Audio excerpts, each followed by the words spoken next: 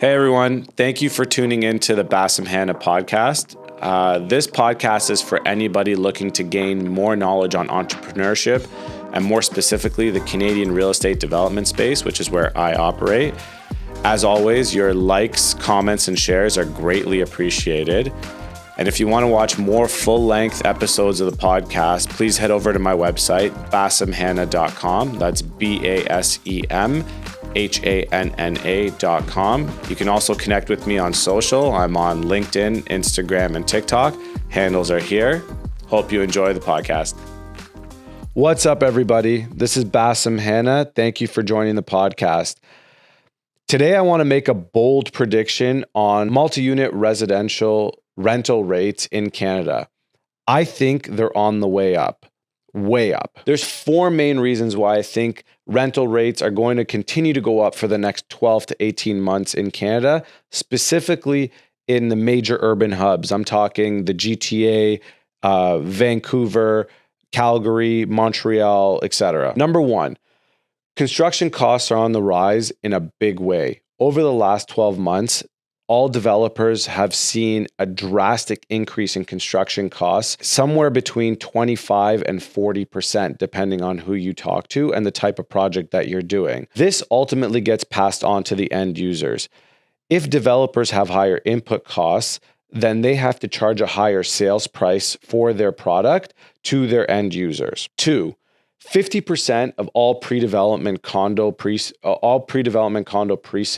happen and are sold to investors who then become the owner of the property and a de facto landlord and need to rent out their unit to a renter once that unit is built.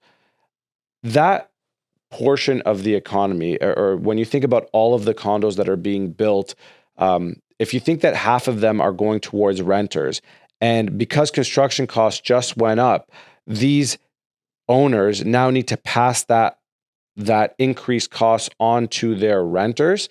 It helps give you a better understanding of the Canadian multi-unit residential real estate space and what it's comprised of, and B, why the rents would go up. If I'm a investor owner and 2 years ago I was paying $1,000 per square foot for a unit, and now I'm paying $1,300 or $1,400 per square foot per unit, which is the case, I now have to charge $4 a square foot rent instead of $350 square foot rent just to make up my costs and break even, because no investor is going to be doing this at a loss. Three, which kind of adds to the point I was making before, interest rates are going up. Because of inflation, the Bank of Canada has decided to aggressively tackle that with increased interest rates. The interest rate has gone up by 300 basis points, 3% over the last 6 to 12 months, and they're predicting that it's going to go up even higher.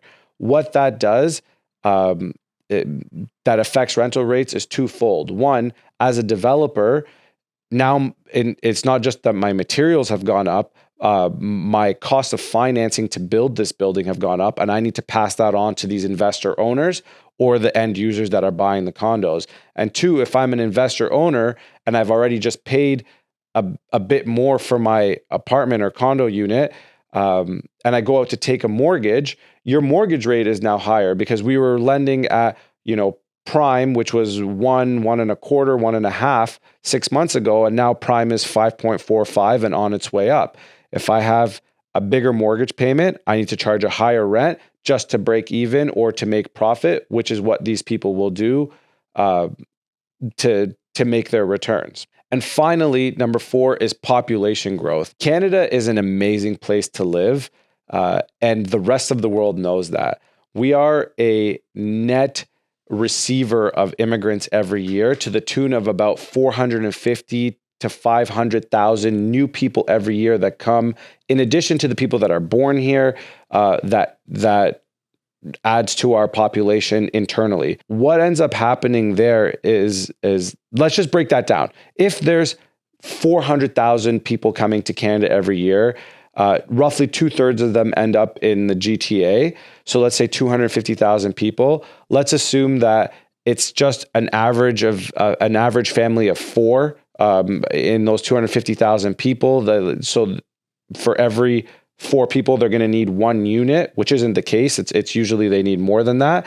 But you're talking about needing somewhere between 80 and 120,000 new units every year just to accommodate immigration and not factoring in population growth from Canada internally. That's a problem because CMHC, which is kind of the Canadian Mortgage Housing Corporation, which monitors and governs rental housing in Canada and makes sure that we're healthy, is predicting that in 10 years, we will be 3 million homes short of what we need to create an affordable living environment for Canadian population. So what ultimately ends up happening is if we have less supply than demand, and that supply is now getting more expensive, rents have nowhere to go but up because we can't stall. We can't just stop building stuff. There's not enough supply. People need a place to live. And ultimately, whether you like it or not, if push comes to shove and you're making the decision between paying a little bit more in rent or not living in the area that you need or want to live in, you're going to begrudgingly pay the higher rents.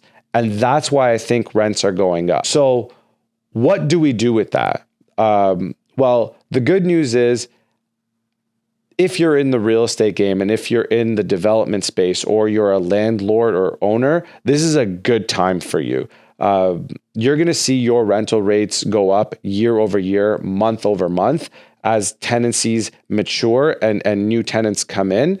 And take advantage of that now. This isn't always going to be the case because there will become a point of unsustainability. You can't just keep pushing rents up higher and higher and higher because people won't be able to afford them. So in the short term, I think there's a massive opportunity to become a landlord. And if you can become one, I strongly suggest you do so. And if you don't know how, please feel free to reach out to me.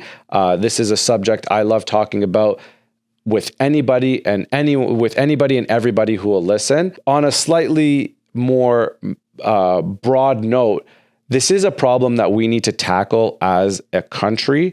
It's going to need government support because we can't remain unsustainably low on housing supply if we want Canada to survive and flourish.